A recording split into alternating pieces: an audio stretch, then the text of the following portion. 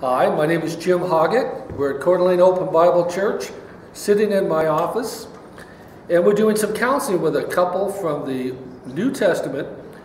Their name is Priscilla and Aquila. Now, if you go to the book of Acts, you'll find them. They're friends with Paul the Apostle. In fact, he lived with them for a while, and he's referred them to my office for some counseling. Last week, we did some work on something called Please Understand Me. And the author's name is David Keirsey and Marilyn Bates. And we talked about some of the difference that help people understand the relationship better.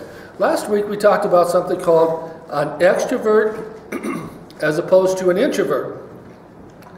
Now think of it as a scale of 1 to 10. 1 to 10, you're someplace on that scale. Very few people are extreme extrovert. Very few people are extreme introvert. They're a mixture.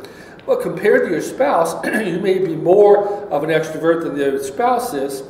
So think of it on a scale of 1 to 10, and they've given it an alphabet identification. E as opposed to I, extrovert, introvert. But today we want to talk about another thing. They call it sensing people as opposed to intuitive people. Now we're going to call it S for sensing, and we're going to call it N instead of I because we've already used the I. So they've discovered that there are different ways that couples look at the world. Sensible person is down to earth, have their feet planted in what was. History is extremely important.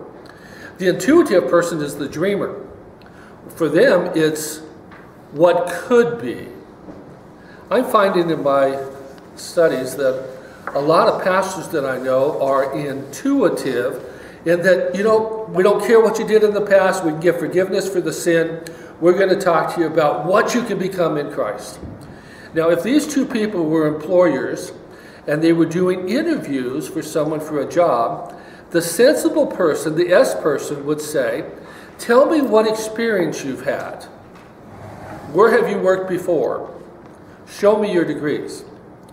The N person, or intuitive person, isn't interested in what they've done in the past. They want in the future. What would you do in a hypothetical situation? What might you see as something to help my company progress? In the literature, it says this is probably one of the major differences that divides couples, and if they don't understand their different way of approaching this, they're going to have a lot of trouble. So we have, on this side, according to the testing that we've done so far, Priscilla, you are the S person, and Aquila, it's discovered that you are the N person, you are the intuitive. Words that would sound good to Priscilla are experience. Aquila would say hunches. Past, future, realistic, speculative, perspiration, inspiration, actual, possible, down to earth, head in the clouds, utility, fantasy, fact, fiction, practicality, ingenuity, sensible, imaginative people. Now, we do know that some people are the creators with the great ideas of what they should do. They're the inspiration. They have these wonderful ideas on organization and inventions and stuff, but they have trouble with follow-through.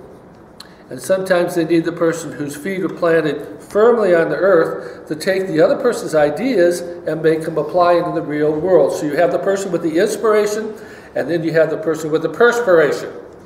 And when you understand the differences, it helps you grow in your relationship, fit into the relationship better, realizing that it's not a matter of right or wrong, it's only different.